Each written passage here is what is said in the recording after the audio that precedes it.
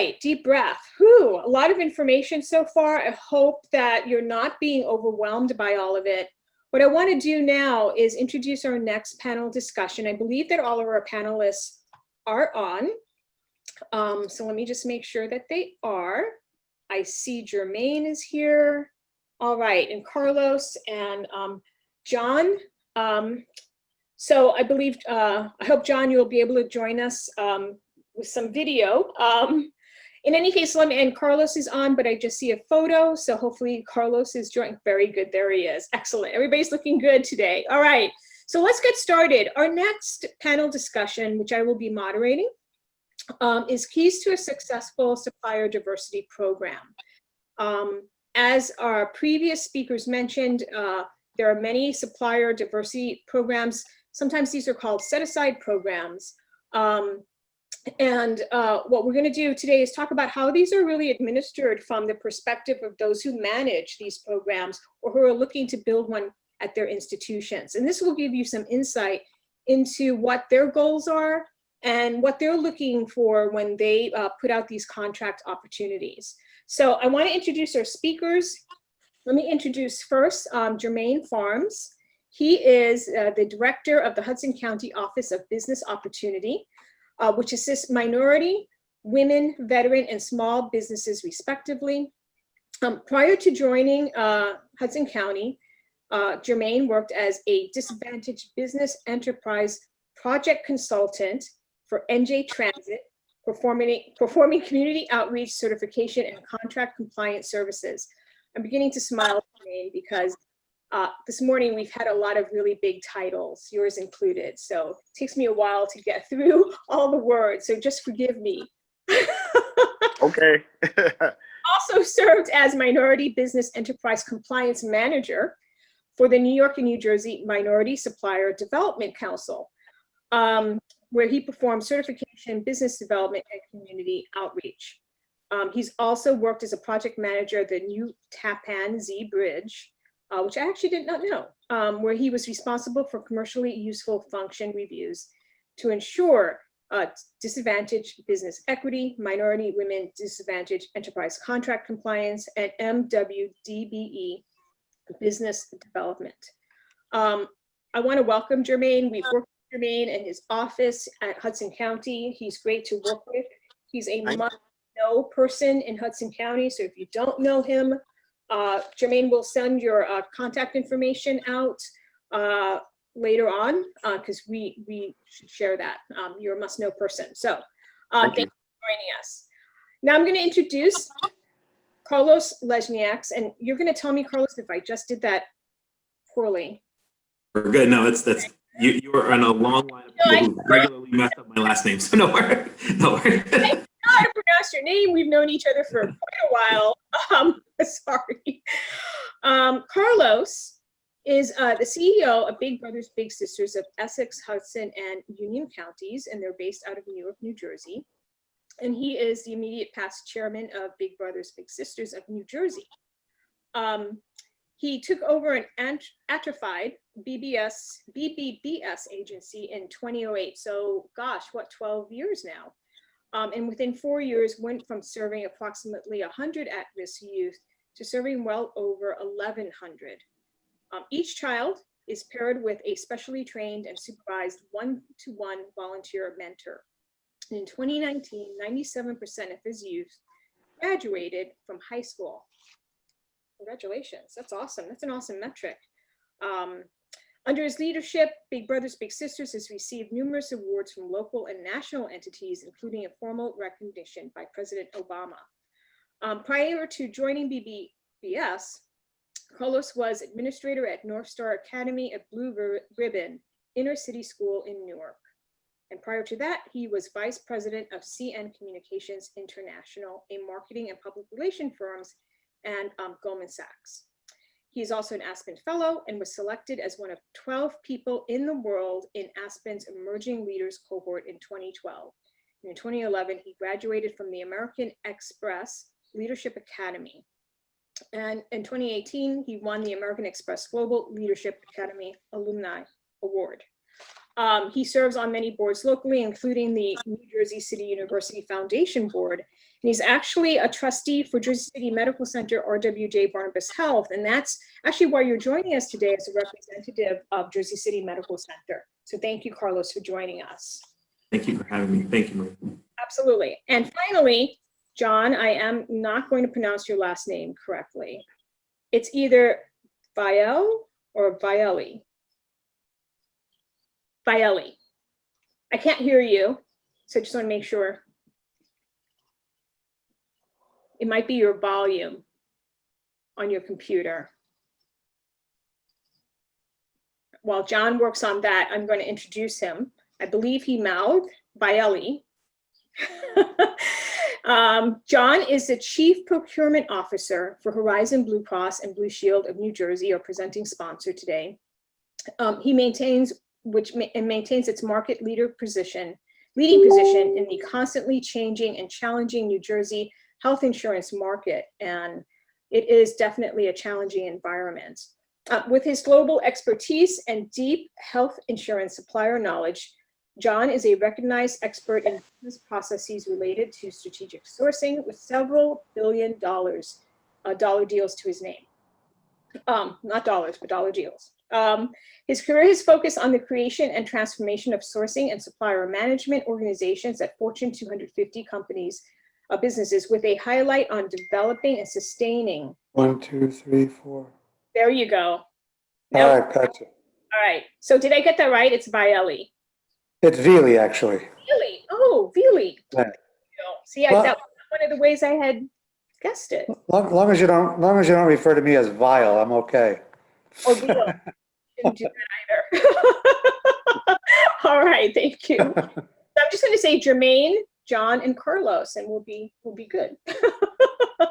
Really, got it. As Chief Procurement Officer at Horizon, where he's worked for 4 years, John has recreated the strategic sourcing organization, which is delivering substantial bottom line savings while simultaneously focusing on increasing the diversity of the supply chain and building more value-based supplier relationships. He was named an Ellen Gabriel Fellow and was awarded a National Community Services Award in 2002 by Deloitte. Oh, excellent. We have some really amazing speakers on this panel today. I want to welcome all of you and thank you for taking time this morning for joining us. So let me start with a very basic and first question for Jermaine. This is an informational panel discussion. So these are all going to be really, meant to elucidate information today.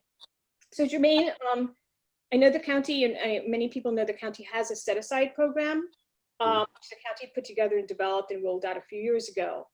How does it work? And would you, in fact, describe your set-aside program as a supplier diversity program?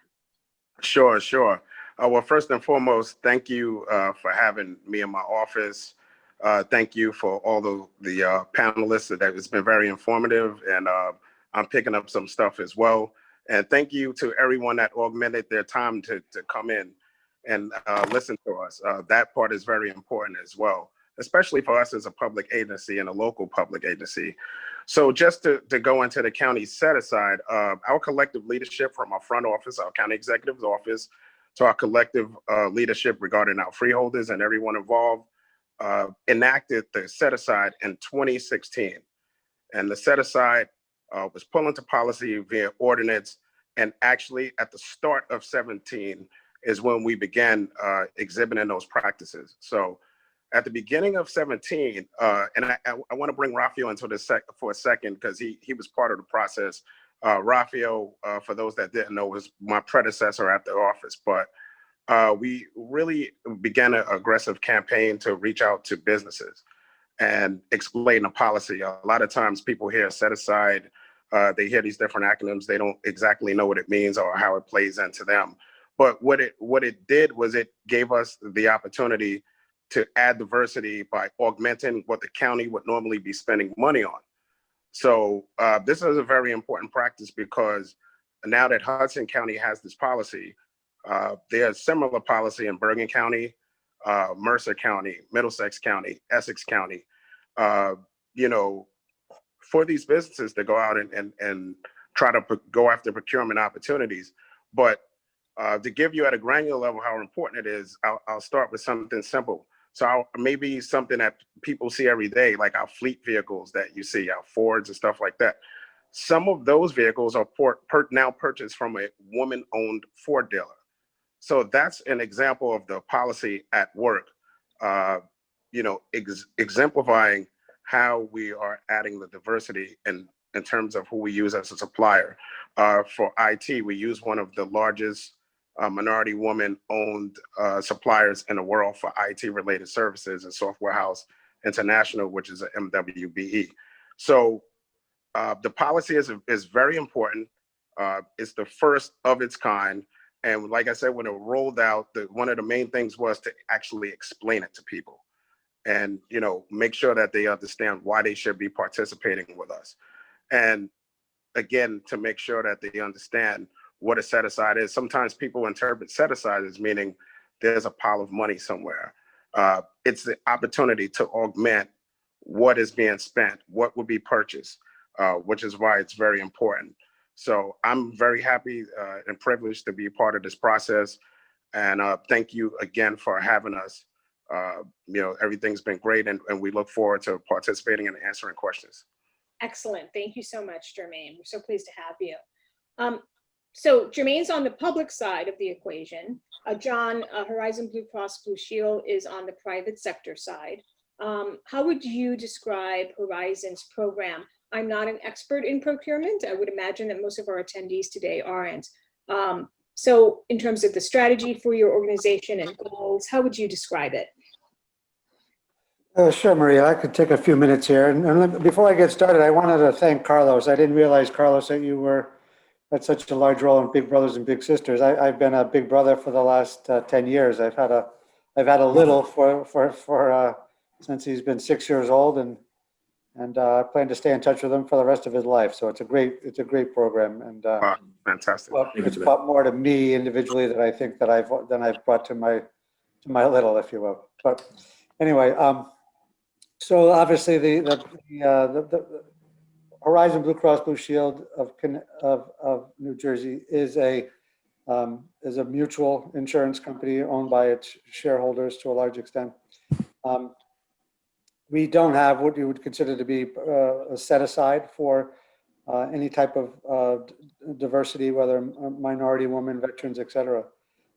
That said, however, our organization understands and completely embraces the fact that it's the people within our community that buy their services from our company, and so we feel that our supply base should be reflective of our customer base, right? And so we have from the top of our board of directors down to the folks that are the tactical buyers on my team.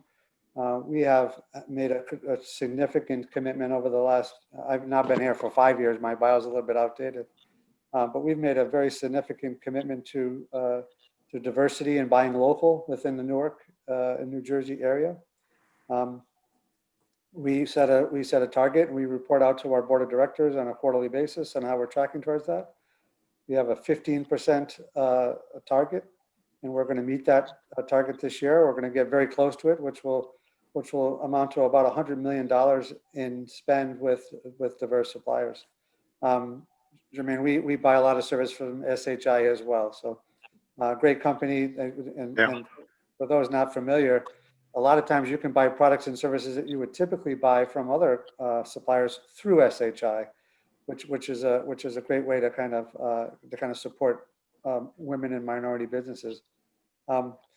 Within my organization, we kind of put our money where our mouth is, so to speak. So each member of my team has a personal performance goal that they need to hit in order to kind of to actually get the maximum performance score at the end of the year. So we effectively, we don't just talk about it, actually we implement it, and we make sure that each of the associates on the team are kind of geared towards that. We've built into our RFP process and our competitive bid process the need to engage diverse suppliers in that.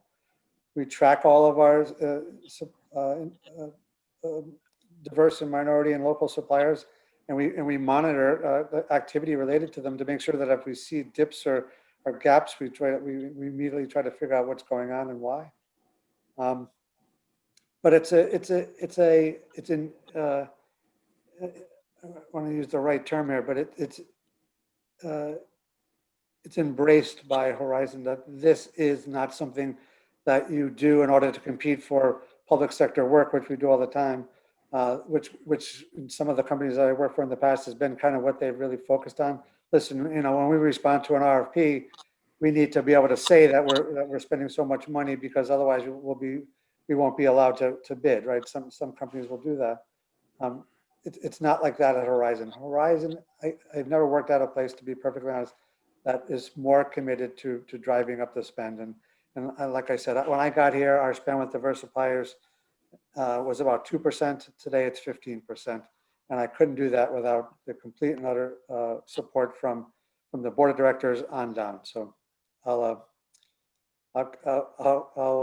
turn it over to Carlos, or turn it back to you, Maria, unless there's any questions. Well, I just want to hit on that point that you just made, because I think it's an incredibly important one. At first, companies may have embraced diversity and inclusion because they had to. But what you are suggesting and really trying to drive home here is that it is embedded in the values and culture at Horizon, which means that it's been transformative at your organization. And I would imagine then led from the top down. Yep. Yeah. Gary St. Hilaire, who's our new CEO, as well as his predecessors, Kevin Conlon, and Bob Marino, the three CEOs that have been here since I've been here, all have kind of promoted this. And when I came on board, like I said, 5 years ago, I was given a charter, and basically a major element of that charter was you need to find ways to further engage with the supply base within the Newark and New Jersey area, because it's critical to our long-term success. Excellent. Thank you so much. I think that's a really important point. Carlos, thank you for joining us again. And I hope I don't mischaracterize this, but I understand that the Jersey City Medical Center is in the process as well of ongoing work with regards to a supplier diversity program. And so can you comment on the sort of the nature of that work, and what are some of the end goals that the medical center may be looking at? Sure. So first of all, I want to thank you, Maria, for your leadership, and the Chamber's leadership for always being at the forefront of building community, building networks, and having conversations to bring people along in critical ways. We need this now more than ever, frankly, to incorporate inclusive opportunities for our communities to have access to capital, to have access to opportunity. Also, I think the thematic is perfectly aligned, Jermaine, to John, to myself. So my journey to this conversation is one of a board position. And I think what's important to know is for real execution, real rollout for supplier diversity matters, it comes from the top down and at all levels, frankly. So when I came on the board about 9 years ago at Jersey City Medical Center, of course, I checked off a number of boxes. I sit on other boards that, frankly, sometimes the boxes I check off allow me entry to be on that board, or the reasoning why. Latino, Hudson County resident, CEO of a youth-serving nonprofit. But when I got onto the board, it was clear for many years, for generations, frankly, Jersey City as an anchor institution, Jersey City Medical Center as an anchor institution in Hudson County, employing over 2,000 employees. I think it's one of the largest employers in the county that's non-government related. That this was just a natural reflection of their values and their desire to be connected and embedded in the community. And so to John's point too, from the CEO on down, Michael Politsky on down, to our board of directors, we're regularly embracive of diversity, equity, inclusion matters, which includes, of course, supplier diversity issues. And then when we merged with RWJ Barnabas, it became consistently aligned with Barry Ostrowski, Micheline Davis, and Trina Parks's ethos, being part of the corporate office. And so we benefit from their structures to help source potential vendors, to onboard vendors as well. I will share that I sat on a diversity council for a Fortune 50 company in Manhattan, international company.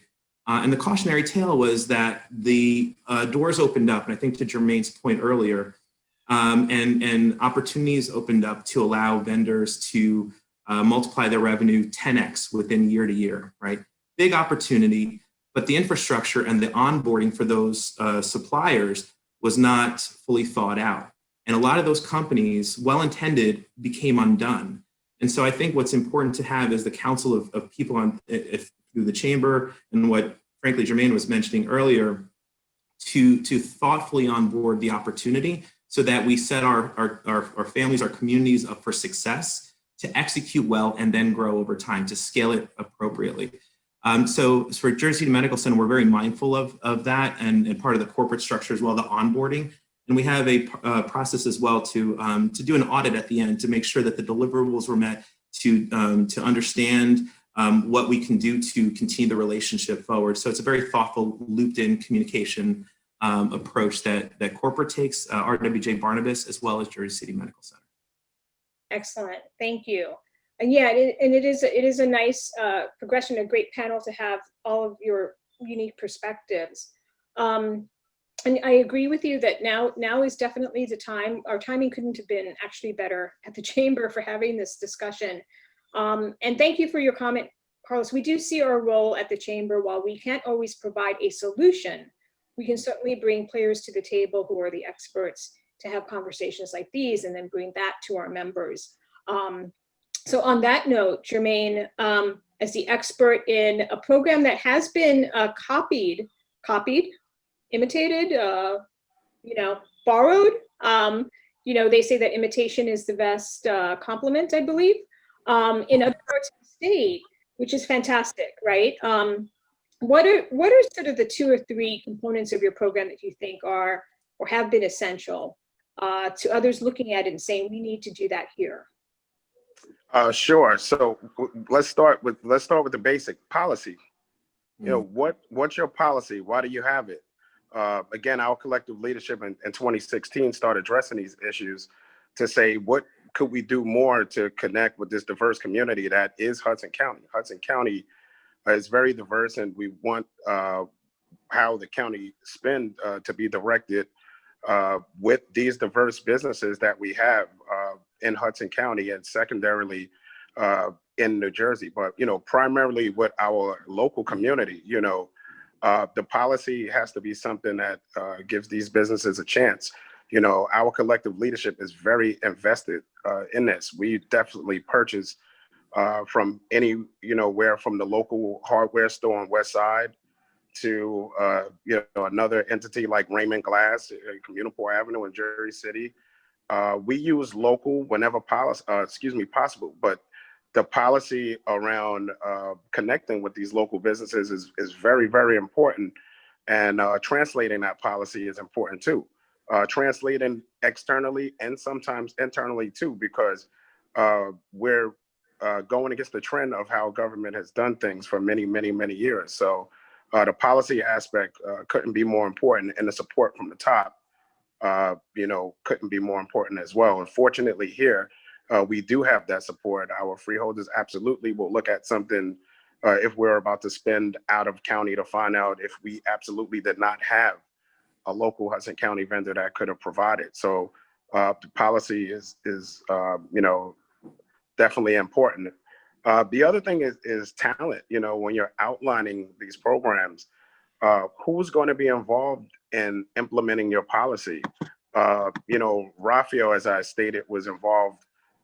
He was the director when it's rolled out, and his knowledge of what he knew, my knowledge of what I knew, and others that are with the office, really is what helped to get us, moving forward. Raphael would tell you himself that there were times we had to put our jacket on and go into certain neighborhoods and knock on a door. And if that's what we had to do, that's what we had to do. But the talent to understand the policy and to understand the need to connect with these businesses is very important. So I definitely would say policy first, talent and recognizing what the needs are, understanding the policy itself, maybe having some previous experience regarding the policy is always help.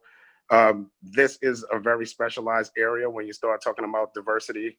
You start talking about supplier diversity, diversity and inclusion related stuff, EEO related stuff. There is not necessarily a school that you can go to study this stuff. There isn't a degree program. There's some topics that cover these items, but nothing specific to give you this type of background. So definitely the talent.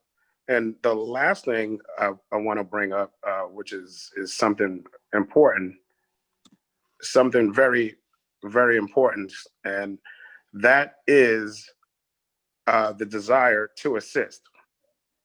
And this is very important for these type of programs because the businesses on the other side of this, especially now in this climate, need us like no tomorrow. You know, I've been on some calls with some businesses in some very desperate places due to the current climate. So the desire to assist, having key people in these places and them having the desire to assist is very important. I shouldn't be the director of the Hudson County Office of Business Opportunity if I don't have a desire to assist, because the people that we are taking a pledge to assist need us. And we are very forward about that. Any business that has interacted with my office can tell you, if you call for me, you will get me on the phone. You won't wait 2 or 3 days. Pre-COVID, we invited anybody that needed our help to pretty much walking off the street. But that desire to assist is critical. We've all been in situations where, in simplified, just a trip to the store or to a local service feels like you're negotiating. You know, the last time I went a place that I shall not name, I felt like I was competing with the person's iPhone just to get something that they're being paid to provide. So that desire to assist is critical in these programs, whether on the government side, whether on the corporate side. I've been involved with both sides of the policy, but that has to be in place, and it has to be ingrained in the people that are doing the work, because the program won't be successful if it's not. If you have people that are just there and their main agenda is just to collect the check and literally clock out at 5 o'clock, it's not going to work. You know, again, businesses will tell you, even when Raphael was with us, we were on the phone with some businesses 7, 8 o'clock at night. There were businesses that didn't believe us.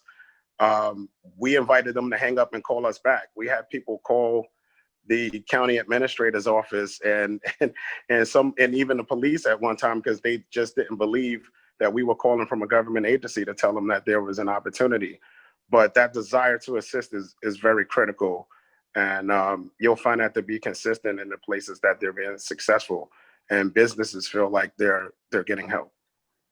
Thank you so much for that, Jermaine. And I know I've heard the stories of you literally hitting the street, if you will, to make sure that diverse suppliers, potential suppliers, are aware of the set aside program. And I just want to comment that Gerard Green, I hope I'm saying that correctly, is giving you a shout out and wants to say you're doing an excellent job, and you're very receptive and helpful. Thanks for assisting the community on this you do. He put that in the chat box, so I just thank you, Mr. Green. Mr. Green is a local entrepreneur from Hudson County for many, many years, and thank you for that, because when it comes from somebody in the community, that means I'm doing the stuff that I'm supposed to be doing, and I'm still looking for your certification. So I didn't forget. I'm looking to see that company get MBE, SBE certified. So, and if you fall at any point, we're still here. Call, email, whatever you need to do so we can get you to the finish line. Excellent. Thank you, Jermaine. So you raise an interesting point, and that is the assistance that needs to happen. It's almost consultative. So I wanted to put this to both John and Carlos. I'm going to change up my questions a little bit here. John, with regards to onboarding suppliers and working with them and building long-term relationships, how does Horizon, I mean, you're a business, you're a large business, you've got a bottom line to meet, you have shareholders. So how do you do that work and make sure that you're hitting your own targets? Well, there is no magic pill. There is no kind of single solution, right? I don't want to repeat myself, but effectively it starts from the top, where the corporate leadership effectively promotes this idea that the diversity within our within our supply base needs to mirror the diversity of our client base, and that we integrate into all of our personal and corporate goals, objectives that kind of align with that logic, right? And I think too many organizations talk about it, but don't really embed into their into their corporate goals these objectives. I think the other part of it is you need an organization internally that's, we have a variety of different outreach organizations, whether it's Jonathan Pearson, who does a lot of our community outreach. He's connecting me and others within the organization to opportunities. Allison Banks Moore, who is our Chief Diversity Officer, she's out constantly talking with individuals.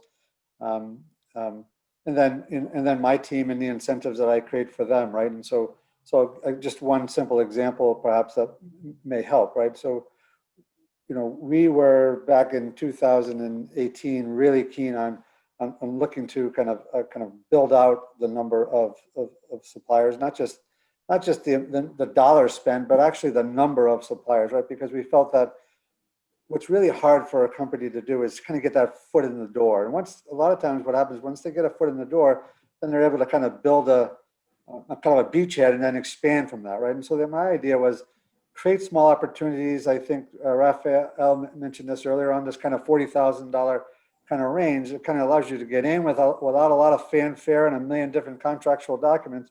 And then you can prove your value and then expand your footprint. And so what we did was I took a couple of interns that we had within our organization, as well as a manager within the group. And I asked them to do what we ultimately refer to as kind of an outreach, right? We knew that there were a number of suppliers in our supply base that weren't certified. And until within our organization, 2 years certified, we don't consider you to be diverse in any way, shape, or form. And so when we reached out to them and talked to them a little bit, why is that? They're like, well, we don't, for the reasons perhaps Raphael was talking about, it's not that easy, right? If you're a small business, you're trying to do everything, right? And you don't have time, or you don't have inclination, you don't have the knowledge of how do you go out and pursue these different certifications. And so what we did is we went out and we volunteered to help them through that process, right? We helped them with the paperwork, we helped them make the connections, and we really generated a very significant impact by doing that.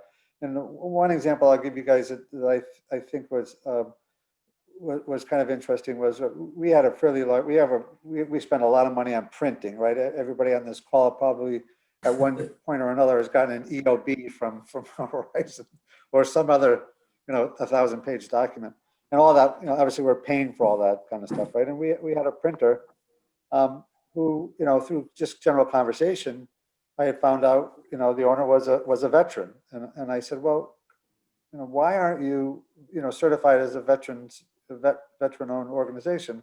I think it would be helpful for you in terms of your ability to kind of sell into other organizations. It would be helpful for us because we're spending a lot of money with you, and it would be necessary, appropriate, and fair to include you as that.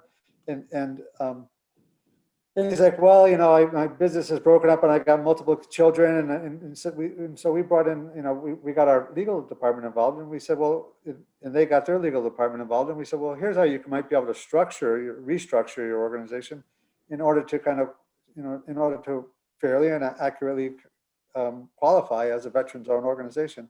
And we helped them through that entire process. It was really interesting.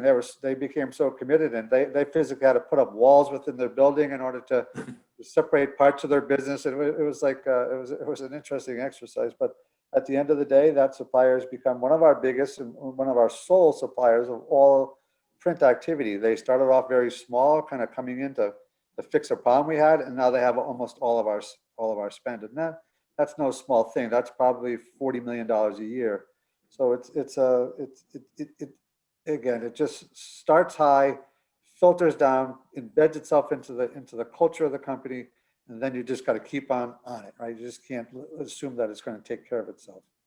And just to riff off of John's point then too, similarly for us at Jersey City Medical Center, we have a regular report out in the ways John just mentioned the cuts are. So the number of vendors as well as the spend. system-wide as well as for our local hospital. And it really does allow us to track this intentionality. And then obviously we have a variety of people with different titles buying into it, owning this, and having strategic alignment from the board to the CEO to several staff leaders as well.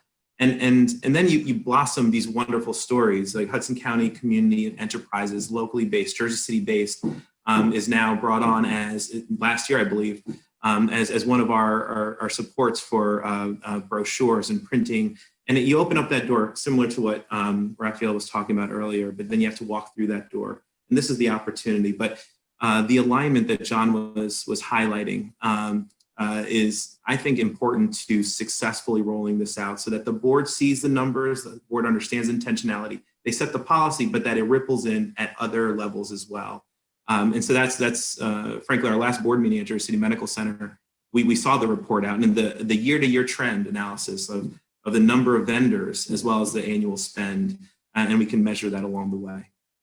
Carlos, have there been any challenges at the medical center as you go through this process that have been particularly instructive to your ongoing work at the organization?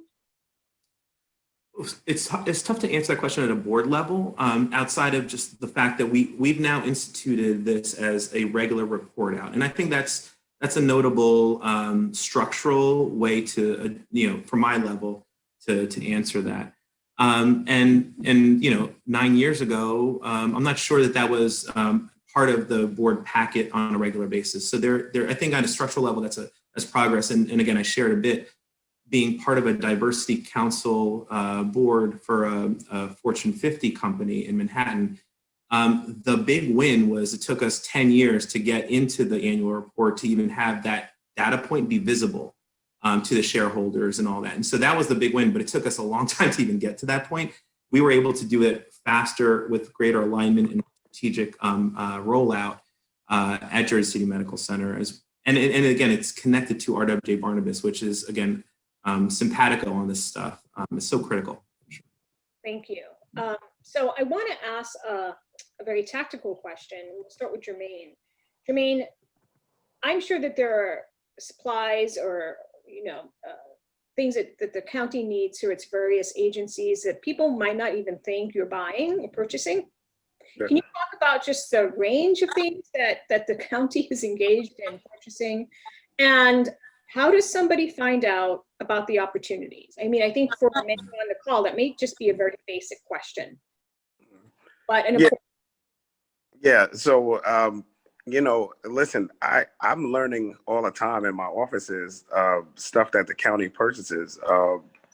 The county purchases things that you're right to touch on this, that the average person wouldn't think we were soliciting. So give you a perfect example of that. We were recently soliciting, maybe 2 months ago, a barber and a hairstylist.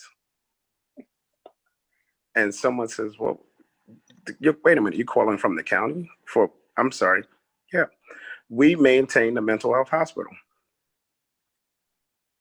We maintain the jail. So there's a myriad of things that the county might spend money on, from uniforms, again, for the hospital, for the jail, the fleet vehicles, the stuff we might get from a local hardware store in terms of supplies that we might get from like Duncan Hardware right on West Side. There's so many things that the county purchases. We're still learning, with each division, like what they might be asking us for. And, we always encourage people to participate with us to find out, because it's something that they're, offering as a service or a good could absolutely be something that the county might purchase, if not now, in the future. For the things that we don't purchase, I'm very, very upfront about that, because we don't want to waste the time of a business owner. But what I still encourage them to do is connect with us anyway. If not just for a potential contract opportunity, to find out about training, to find out about things like this very seminar, other things that come through our office that you'll find out from being part of our database.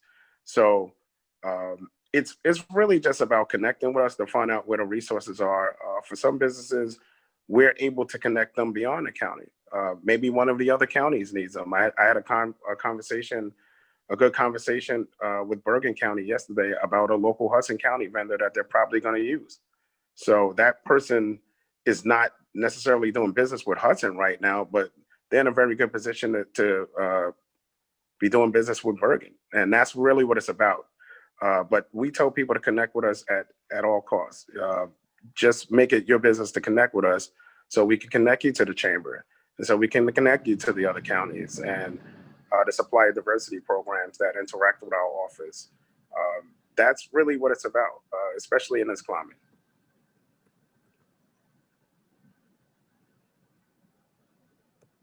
Uh-oh. Hello?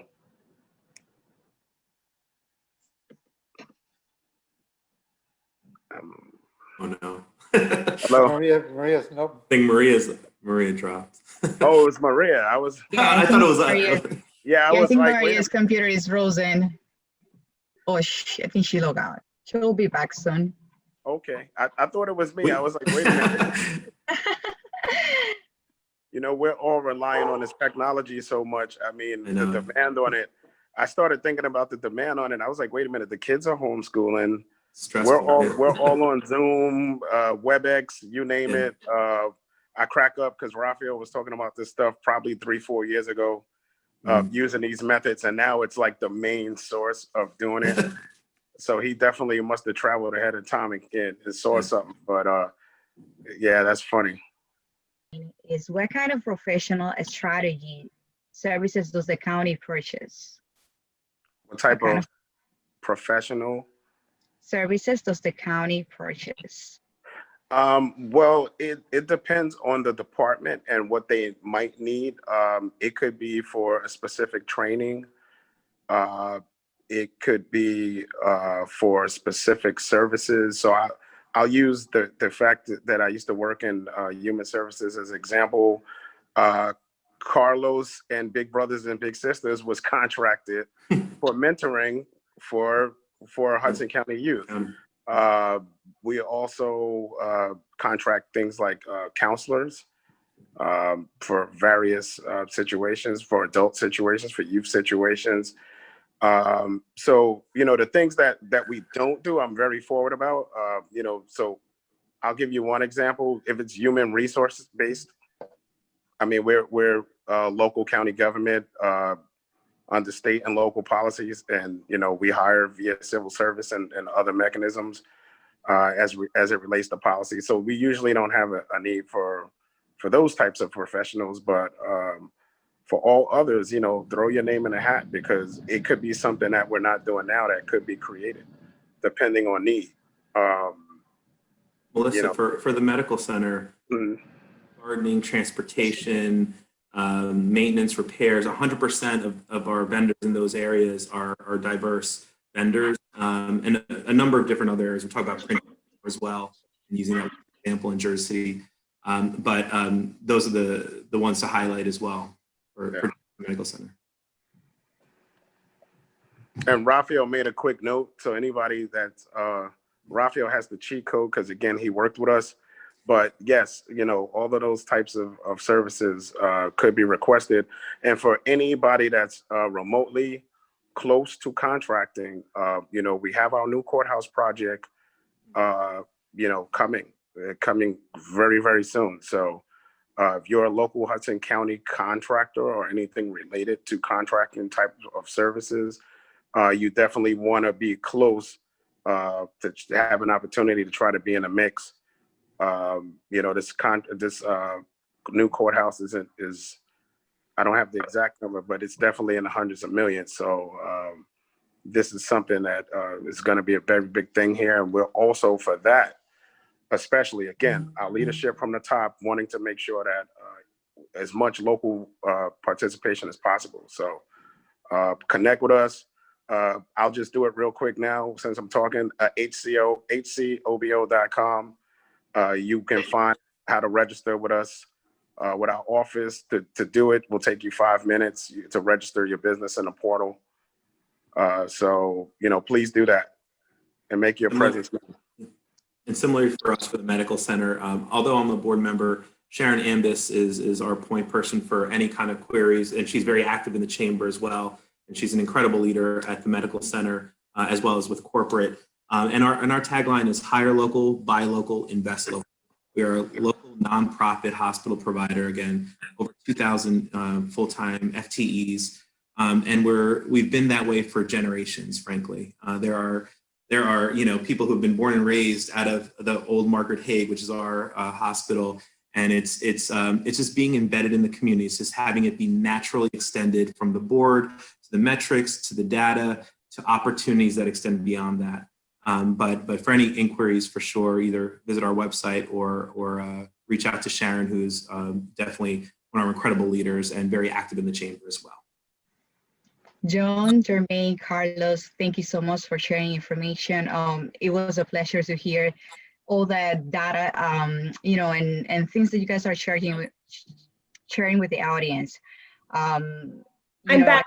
What advice would you give an entrepreneur who's getting started in procurement, especially a diverse entrepreneur?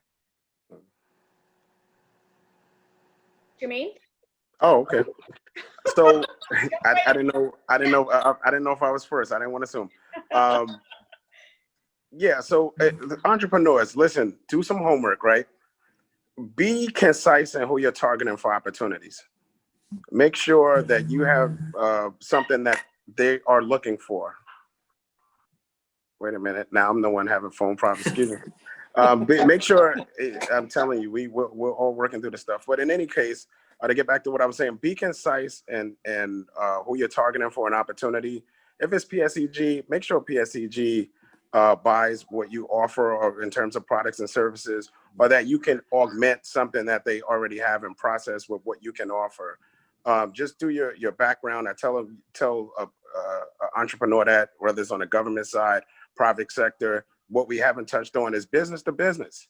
There's some people on this very call and on this webinar that can do business with each other. Somebody needs somebody else as a resource or a business on here. So just be concise in your targeting. Be patient. Getting your certifications and all of these other things are the name of the game, but it doesn't happen overnight. So be realistic about going after these opportunities and just have some patience, because some relationships take a while to develop. What we're asking, and just to give you guys a glimpse, to everyone, to give you a glimpse behind the scenes, what we're doing is we're effectively taking the favorite toy from a kid by augmenting. So whoever it was that they were purchasing from before, we're asking them to trust that this process is going to bring them someone just as talented or maybe even better. But we're going against the trend of, well, we've been using this company for fill in a blank. So just be patient, and take the time to develop the relationships. As it was said earlier, once people become familiar with you, your product, your brand, it's not as much as a sell. Then you might be doing business with a corporation, another business, or a public entity for years and years and years. There are people that the county's been using since I don't know when, but they still use them because they offer good services and products. And last, just be persistent. This year was a perfect example of we're all being challenged at every possible way and looking for answers. But just please continue to be persistent. The next opportunity could be something that you weren't imagining. It could be the one that opens the door, to a long relationship. So just please keep being persistent and going after your dream and your goals. Thank you. Thank you, Jermaine. And we did get a question before I was dropped off. Professional services, that is also something, just yes or no, really quickly, that the county also does purchase at times, yes? Yes, we covered that. We covered it. Okay, sorry. And Raphael jumped in. Raphael jumped in the comments with some stuff. Okay. So yeah, I think that might have been answered. Woo! All right, thank you. John, any parting comments on what you would advise budding entrepreneurs? So before I do that, I just wanted to take a moment to thank everyone here. It's been an honor to be asked to participate in this, and I'm and I'm thankful for the opportunity to kind of share my points of view. So thank you. The one thing I would say, not to repeat what Jermaine has said, it's do your homework, right? In other words, there's so much information out on the web about, the challenges that, for instance, Horizon Blue Cross and Blue Shield face, the positions that they've taken, there's press releases, there's all kinds of information, right? And so align your business with one of those needs, right? I can't tell you, I don't even answer my phone anymore, to be perfectly blunt, in my office phone, because I get all of these calls that nobody's done their work. Nobody knows what they're talking about. They got my name because I'm the chief procurement officer. And so they figure, let me call him and he'll buy whatever I'm selling. And it not only does it not help, it hurts, kind of thing, right? Whereas if somebody calls up and says, or even sends a note and says, I was reading this, my firm can do this, and I really think there might be an opportunity for me to talk to your director of or VP of. And then what I do, then my job then becomes, how do I broker a relationship between this requester and the business in order to kind of foster a real discussion. That would be my number one kind of advice to someone is to do your homework, link what you do to an actual need, and if there isn't one, go to the next opportunity, right? Don't spin, because I think eventually what happens to, if you call 10 people, cold call them, and you get 10 rejections, then your demeanor, how you present yourself, begins to kind of almost come out of you, right? And other people can sense it, kind of thing. So, not every at bat's going to be a home run, right? So, entrepreneurs know this better than I'll ever know it. But if you do that homework and you come with a solution to an existing problem, you got a much better chance of making contact, if you will. Thank you for that. That's really an important point. Yeah. So do your homework. It's a long game, not a silver bullet. Yeah. And then you're also talking about, I used to do this in my previous role at a public affairs director at a financial services firm, when I did philanthropy, and I do this now as a fundraiser. What is the critical need I'm trying to solve? What is the solution I'm trying to bring to the table? Exactly, yeah. And take that as an opportunity to have a conversation to the right person. Right. Because sometimes, you are the chief procurement officer, but maybe it's someone on your team that you're asking to meet with. And I think that's critical. So thank you for that. Sure. Carlos, any last parting advice? Not to underestimate the power of a couple of little things. So get a website, get locally plugged in, connected, ask the questions, reach out, network, and then be open to the point, curating your message to the right opportunity at the right time. So just stay plugged in, and sometimes as basic as just having a URL with a website would formalize all the good stuff you have, but it gives it a professional look that may set you apart and open up an opportunity. Thank you. Become part of your local ecosystem, network. I.e. the chamber. I didn't want to do the self-serving plug. Yes, thank you. Thank you all to our speakers. Again, I want to thank John, Jermaine, and Carlos for joining us for this very informative conversation. I think it's so important for entrepreneurs who are looking to build this as a strategy for their company to understand how it is that these agencies and institutions who have these opportunities look at this work as well. Thank you, gentlemen. Please have a great day. Thank you. Thank you. Thank you for having us. Really appreciate it. Appreciate it. Thank you. Appreciate your time.